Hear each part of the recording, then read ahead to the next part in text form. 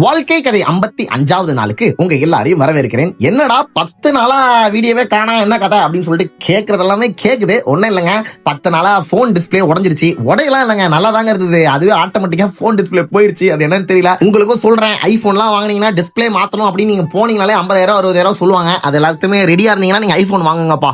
எல்லாத்தையும் சொல்றதா சொல்லிட்டேன். சரி வாங்க இன்னைக்கான வீடியோக்குள்ள போயிடலாம். வீட்டுக்கு ரிலேஷன்ஸ் வந்திருந்தாங்க, அதாவது சொந்தக்காரங்களாம் வந்திருந்தாங்க. அதனால அவங்களுக்கு அருமையான ஒரு ஃபுட் தயாரிச்சு கொடுக்கணும்னு சொல்லிட்டு அருமையான மீன்கள் வாங்குறதுக்காக நம்ம வந்த இடம் தான் காசிமேடு மீன் மார்க்கெட். இங்க வந்த உடனே இந்த பச்சை கலர் சாரி அக்கா கிட்ட தேவையில்லாம வாய் விட்டேன். 1000 ரூபாய் மீனை 300 ரூபாய் கேட்டேன். செம்ம காண்டில் கத்த ஆரம்பிச்சிட்டாங்க. அப்படியே அங்க வந்து எப்படியோ எஸ் ஆகி இந்த மீன் வெட்டுற அண்ணன் கிட்ட வந்தாச்சு. மீன் வெட்டுற அண்ணன் சும்மா சாரா மாதிரியா டப்பு டப்பு டப்புன்னு வெட்டி போட்டாரு. இப்படி இவ்வளவு ஃபஸ்ட்டா வெட்டுறாங்கன்னே தெரியலங்க. அவங்க விரல்லாம் படுற மாதிரி தான் இருக்குது, ஆனா பட மாட்டுது.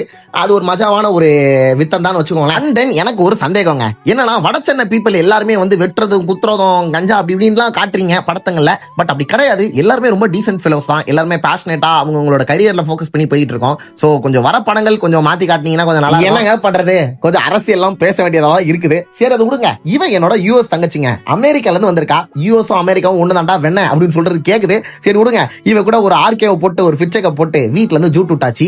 எங்க போறோம் அப்படின்னு சொல்லிட்டு பாத்தீங்கன்னா புதிய தலைமுறை ஆபீஸ்க்கு தான் வந்து போறோம். நம்ம வீடியோ பாக்குறவங்களுக்கு எல்லாம் தெரியும், நம்ம புதிய தலைமுறையில இருக்கிற புதிய யுகத்துல நடக்கிற காமெடி ஷோ ஒண்ணு, அதாவது வேற லெவல் காமெடின்ற ஒரு ஷோல நம்ம வந்து காமெடி ஆக்ட் பண்ணி கொடுத்துட்டு இருக்கோம்.